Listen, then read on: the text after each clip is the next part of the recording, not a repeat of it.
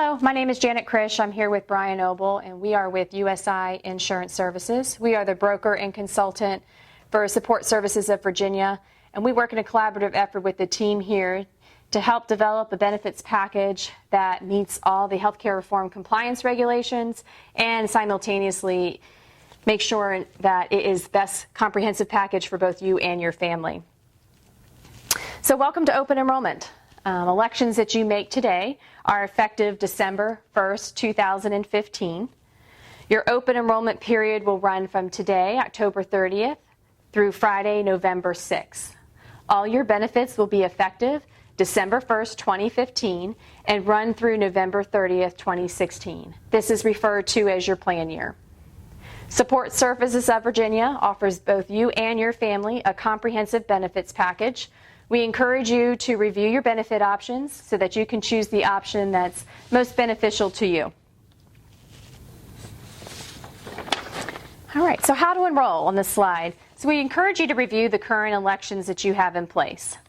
All employees, regardless if you're enrolling for the first time, making a change, or simply just waiving coverage, must complete a benefit election form. So all employees must complete this form. If you are making a change to your health and or dental insurance, or if you are enrolling for the first time, you must also complete an Anthem health and or dental carrier enrollment form as well. Okay?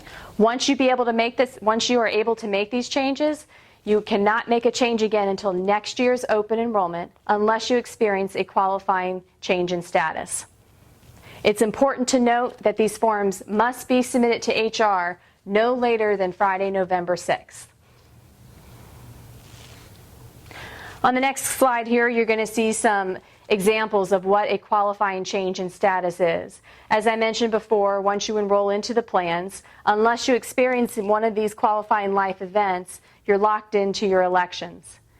If you experience a life event such as marriage, divorce, birth or adoption of a child, or perhaps even your spouse's open enrollment, all those are considered eligible change in status. You have 30 days from the date of the event, to notify your human resources so they in turn can notify the carriers to make that change. If you surpass that 30 days, you will be subject to waiting to next year's open enrollment. So we always suggest that if you know an event is coming up, you know your wife is pregnant, you have an expected due date, we encourage you to get with human resources, start filling out the forms that are needed, and then come closer to time when the baby is actually born, we can fill in the effective date. But that way it'll alleviate you from having to worry about that paperwork while you're celebrating the birth of your child. Obviously, some unforeseen circumstances do arise, and we'll certainly work with you at that point as long as, again, we have that 30 days to submit to the insurance carrier. All right, next here, what's changing for 2015? So we're going to start with your health insurance plan.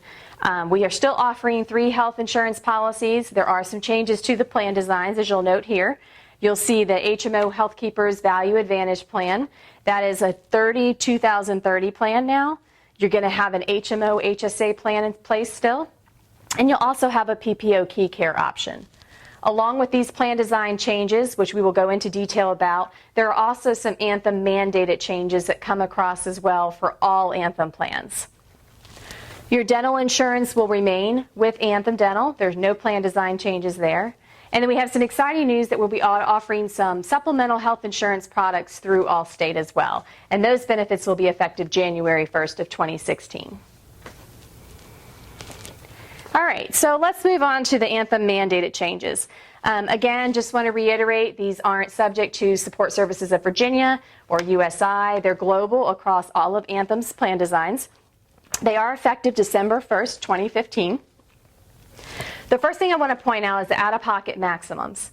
They're increasing by $1,000 for the individual and $2,000 for family. However, with that being said, another change that they are doing are combining the out-of-pocket maximums for your medical and your prescription. So currently you have 2 buckets in place. You have an out-of-pocket maximum for your medical insurance expenses, and you have a separate bucket out-of-pocket maximum for your prescription. So now they're bringing them in collectively, and you just have one bucket that you're working towards. So even though they're increasing those slightly, you're still working towards one out-of-pocket maximum. Once you reach that out-of-pocket maximum threshold on your plan, then everything's covered at 100%. One other change that they're doing is making a slight change to the structure of your prescription copayment tiers. So for example, you currently have 3 tiers in place.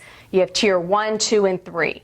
So $10, $30, and your third tier currently is a $50 copay or 20% coinsurance. Essentially what they're doing is taking that 20% coinsurance, bumping it down to its own tier, and so that tier 4 will become the 20% coinsurance. Tier 4 is typically for your specialty drugs, which are prescriptions for multiple sclerosis, hepatitis C, rheumatoid arthritis, typically your higher cost prescription drugs. You will still have a cap on those plans of $250, but you still have that 20% coinsurance up into that amount, and that's per prescription. And then lastly down here, and you can review in more detail as they apply to you, there are some changes to the Mental Health Parity and Addiction Act. Some important things to note are nutritional counseling is now covered as needed for eating disorders. And some partial day treatments for substance abuse and the like, they are treated as outpatient facility charges. So wherever your outpatient facility, co-insurance, deductible, whatever it may be, that's how it'll apply to these types of services as well. And then lastly, the preventative care smoking cessation products.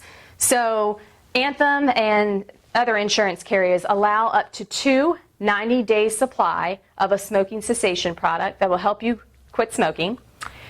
You would need to get a prescription from your doctor, go into the doctor. Even if it's an over-the-counter product, they need to write it on their prescription pad.